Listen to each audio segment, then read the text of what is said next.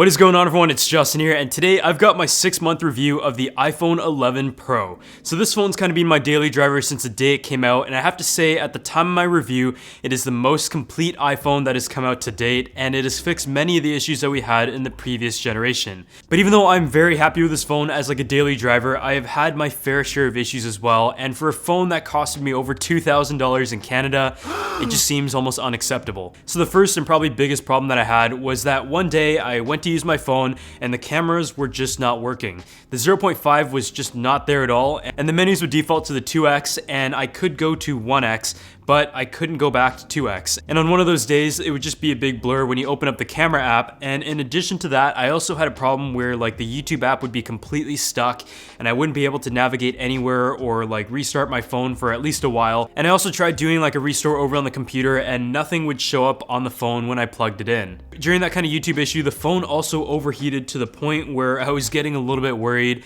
So I got the hardware swapped out, but those were just some of the problems that were relatively major in my opinion for a phone of this caliber. I'm gonna talk a little bit more about the problems later in this video, but honestly, in general, I've had a pretty good experience with this device. I'm also gonna be talking a little bit about how this phone compares to some of the 2020 releases that have just come out. I think one of the biggest problems in the previous generation was that the battery just didn't really seem to last an entire day for power users. I know this is a problem that is probably narrowed down to a smaller amount of the population, but as someone who uses my phone for I'd say about 9 to 10 hours a day for work and for watching videos and just everything that I do kind of centralizes around a phone and a computer, the previous generations just didn't last me. I would use like the Apple battery case, I would charge it twice a day, which was okay, but for a phone of this size, you would have liked for it to last an entire day.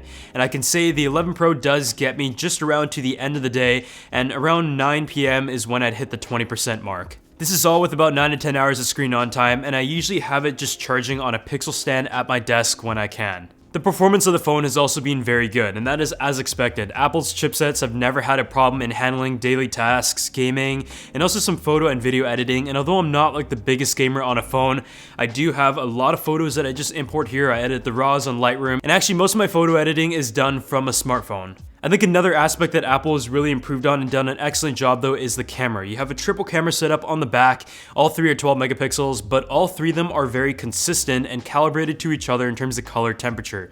That is a huge issue that I noticed on other phones that I tested out last year. The main camera is obviously really good, the dynamic range is excellent, the highlight roll-off is great, the HDR also does do a great job, and the 2x camera also saw some improvements with the f2.0 camera compared to f2.4, so that is all nice to see, and the wide camera is also pretty solid as well, but obviously not as good as the other two.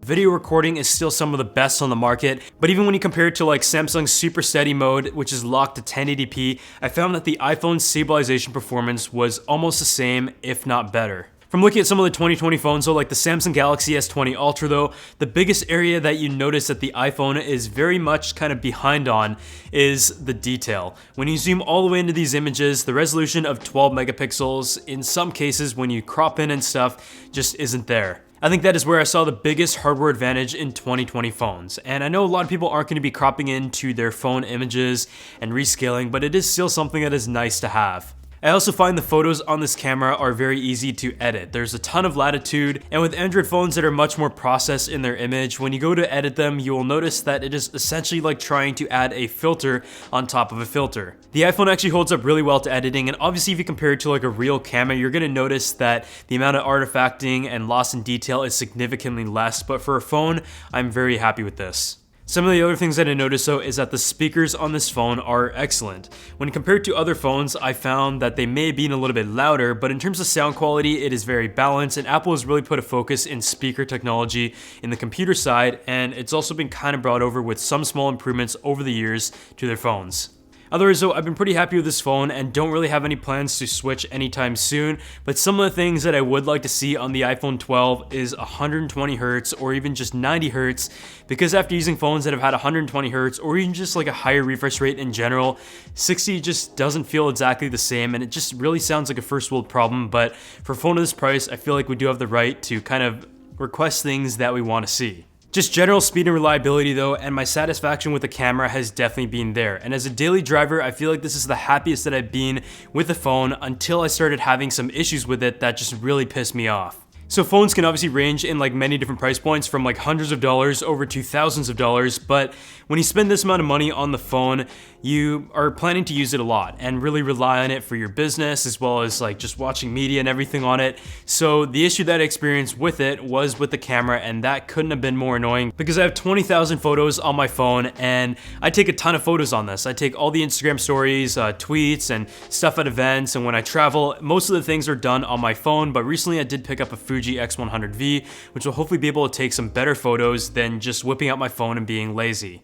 But one day I was just like watching TV and I was gonna like pick up my phone and send a clip to a friend of like a hockey game that was going on, as I usually would, and the camera just had some issues opening. It would take a few seconds and it would go into a blur and I would wonder why. So I started like restarting the app, I opened it up again and the secondary camera would show up and then it would go to the first, but then I wouldn't be able to go back to the second, and the 0.5 was just nowhere to be seen. I ended up going into the settings and just resetting all the settings on the phone, and I also went to every single app that utilized the camera and disabled it in case it could have been like another app that was glitching it out, but I still had the problem. So after being very annoyed for quite a while, I ended up calling Apple, and I needed a phone right away just because I use it for work, so the express replacement was sent out and this phone ended up going to Apple, where they tried to figure out what was going on with it. But then after that, I got a call from Apple, which seemed like every other day, from the 1-800 number from Apple Care, trying to get some more information of the device. And that is totally fine. I think it's fair that I should give my opinion on what was going on and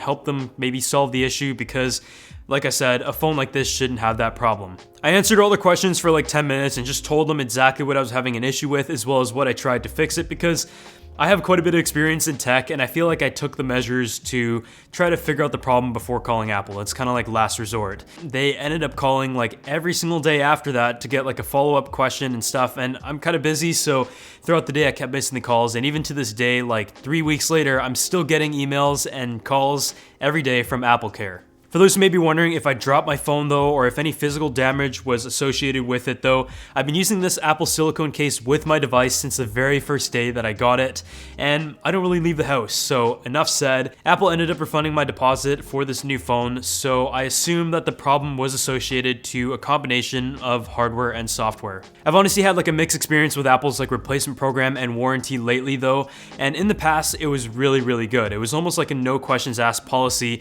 but in the past few years I've had issues such as my MacBook being in the Apple Store for 6 days and them not knowing how to fix it, but they did end up kind of making right. It gave me a brand new computer that was a newer generation, so all was good. But then I also had a situation with my iPad where there was a dead pixel on the top left corner, and I noticed it while I was on the plane just like watching some Netflix, and I sent it off to Apple because I don't have an Apple Store in the city that I live in. You have to take a ferry to get to one, and they sent it back without repairing anything. They just said there was nothing wrong with it, when it was very clear that if you looked at the screen, there was a patch of dead pixels on a corner. So it's kind of been a mixed bag. I know they've been more into diagnostics and fixing things that way, but that's just kind of my experience. But otherwise, I really hope you guys enjoy this video of kind of my 6-month review of the iPhone 11 Pro. And if you guys have any questions, make sure you drop them down below, and I'll see you all in my next video.